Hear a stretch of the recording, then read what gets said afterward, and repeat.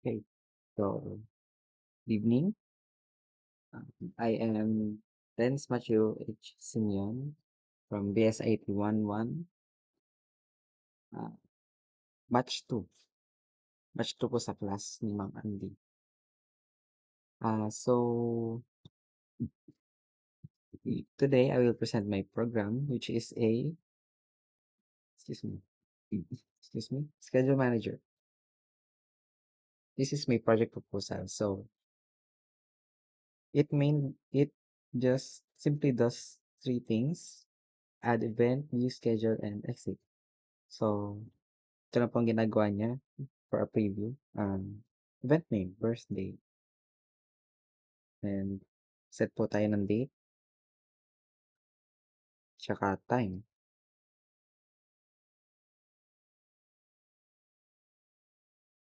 Then, view po yun natin yung schedule. Sorry. So, ayan.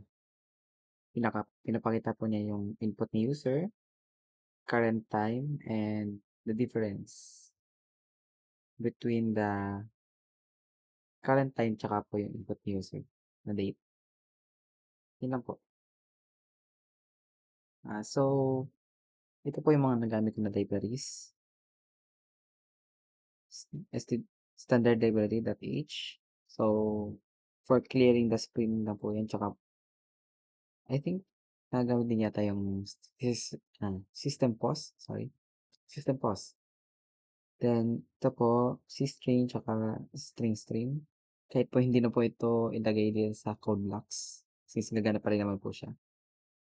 Then, IO manipulate for tailoring, ina-edit po, hindi, ina-adjust po yung input-output po natin. Then, ctime, which is the mainly used library po dito sa aking program. Ito po yung most significant among dito po sa mga library natin. Tsaka, cmath.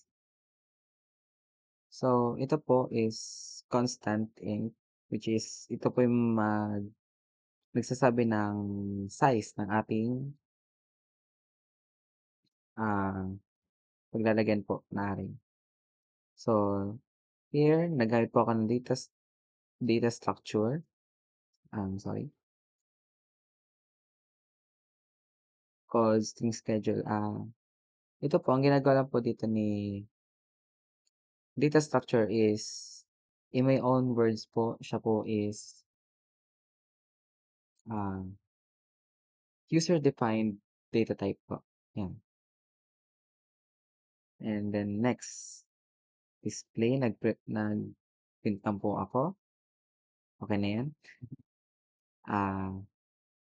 Then next, input. Nagpa-input po ako kay user ng event name, date, tsaka time. Then, nag-counter po ako para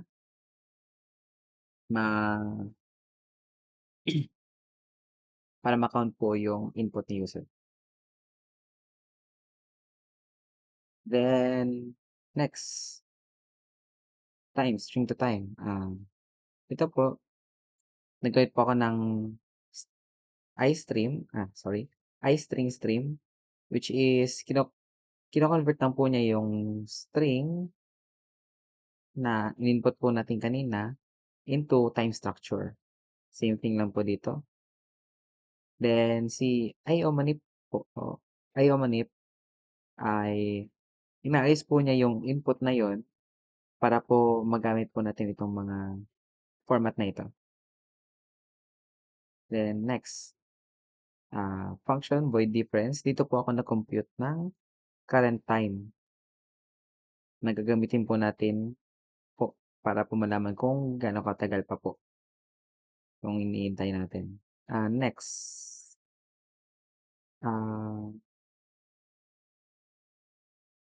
then, ayan, ito po, fabs.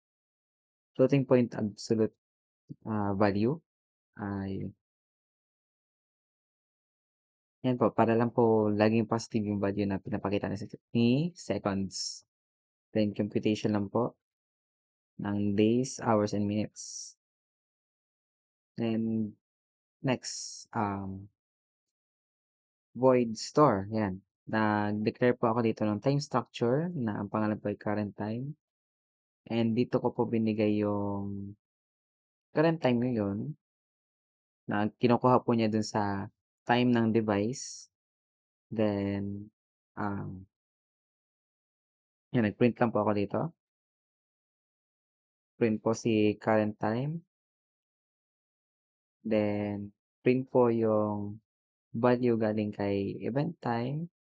Sorry, string to time function and difference function. Yun. Then, yan, dito na po tayo sa main. Excuse me. Yan, ito po yung counter natin. Counter ko kung nakailan na po na lagay si user. Kapag po sumobra yan, pag po naging 51 yan, hindi na po gagana si program. Kasi po, dito pa lang po, if x, which is 50, is less than or equal to counter, yan, ito na po, full schedule ka na, hindi ka na makakapag-dagdag ng schedule. Pero gagana pa rin po si store. Kasi dito po ako nagdi-display, pinapakita lang po niya yung laman ni schedule. So, yun. Then, ito po, print ng kung anong ipapagawa kay user. Then, scene operation. And ito po, scene ignore, nagamit na po ako niyan para po, kung may magamit man po dito, kung may mababasa man po dito si compiler, ay hindi po niya magagamit yun kasi in-ignore na po natin. Yan. Then, yan. Switch operation. Case 1, which is number 1. And print lang po si input function. Magpapa-input na tayo kay user dito. Case 2, view schedule. Ayan, pinapakita lang po kung ano yung input ni user. Ah, Input ni user, current time, and difference between po dun sa dalawang time na yun. Then, case 3, exit lang po. Ayan, nag-print lang. I think that's it lang po. Pakita lang po ulit natin yung